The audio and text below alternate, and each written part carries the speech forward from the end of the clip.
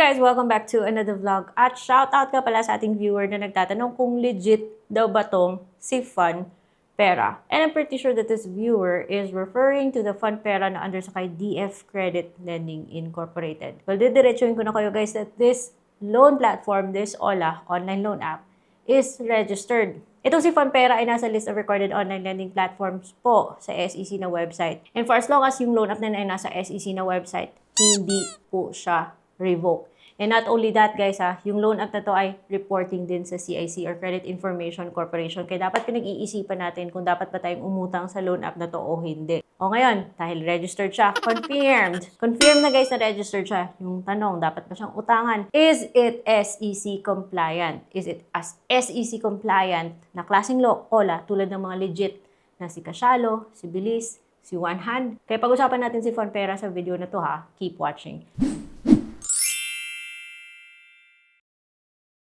Hello everybody! Welcome back to my channel. It's Ate Red here. At dito po pinag-uusapan natin yung mga online lending apps or online lending platforms para mabigyan ko kayo ng tamang expectation at kayo magde-decide kung dapat na siyang utangan o hindi. And dati, inutangan ko siya ng 1,000 to try kung kamusta ba siya, yung experience. And yung offer niya sa akin was 4,000 pesos pero nag 1,000 lang ako kasi ang laking kaltas niya guys. O ayan. Dati yon, siguro mga 1 year ago na. Sa 1,000 kung kinlaim sa kanyang loan, kasi hindi naman siya auto-disperse, kailangan mo talagang i-claim, mag-agree ka sa loan terms and policies. At pinapakita naman niya. Dahil dun sa 1,000 na kinlaim ko sa kanya, 400 po yung ibabawas niya.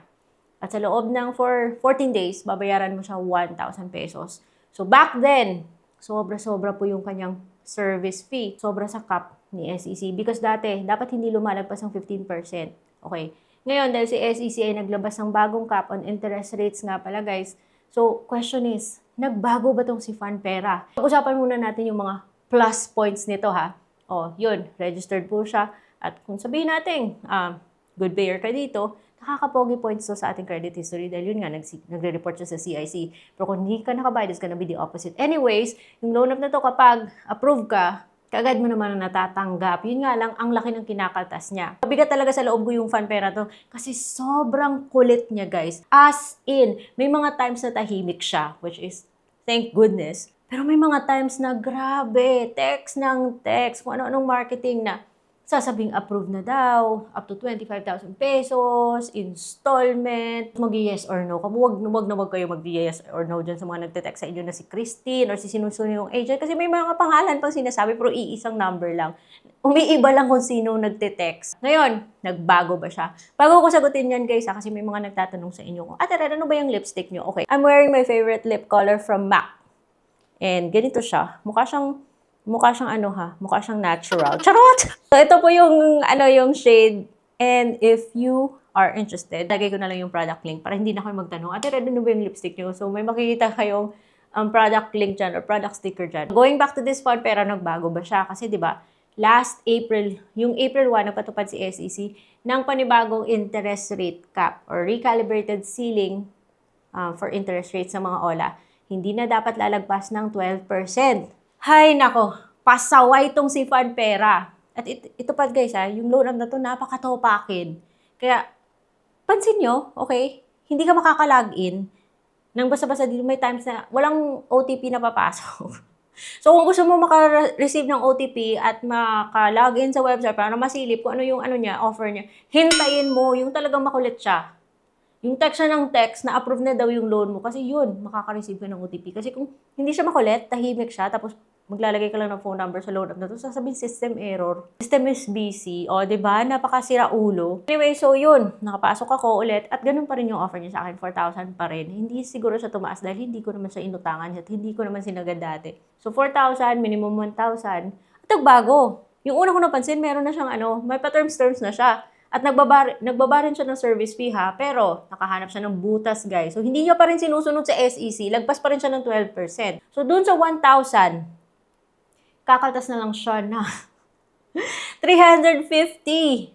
Well, at least this loan app is very, transparent. I-disclose niya.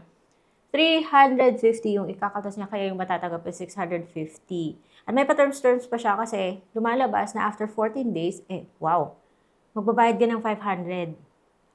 O, diba? Installment. And then another 15 days, magbabayad ka ng 400. Tapos, after a very, very long time, sumobra ng 4 months. Tandaan nyo, sinabi ko 4 months kasi that's important sa next kong sasabihin sa inyo. After 4 months, 100 yan. Installment. Totoong installment. At least much better to kay Mega Peso. Pero, piloso po siya eh. Imagine kung doon ka sa 4,000, kakaltas siya ng 1,400, yung matatanggap mo, 2,600 na lang. At babayaran mo after 14 days, 2,000, tapos ganun, paliit ng paliit. Until umabot ka dun sa October. Eh, wise din siya, di ba? Sobra siya ng 12%. So, it doesn't matter kahit sabihin niya mang service fee, admin fee, at sabihin niya 0% interest, kasi gusto niya, yun yung gusto niya ipalabas eh. Pero the fact na sumobra siya sa 12%, that's not good.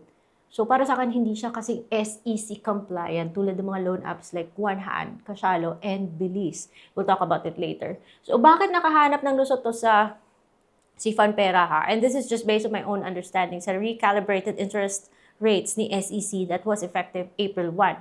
Dahil sakop nito, sa memorandum na yan, sakop nito yung mga loans, 10,000 pababa. O, 10,000 pababa naman to si Funpera. But, okay, may but. At hindi po dapat lagpas ng 4 months or 4 months ang below yung loan tenor. And that is why I think nakalusot si Funpera dito dahil sabi mo, hindi naman kami 4 months eh. Kaya pansin nyo may October. Okay? Naging 6 months. Kasi 4 months pa baba lang. Piloso po siya, pasaway siya. Dapat i-call out natin to para ma-realize ni SEC. Nako, may nagmamagaling kayong mga ola dyan, pakisilip. Anyways, pero hindi siya revoke. Tulad ng sabi-sabi dyan. Anyways, guys, so itong si Funpera, kung ako lang masusunod ha, hindi ko to lalapitan. Masakit na yung masakit yung binabawas niya. Malaki.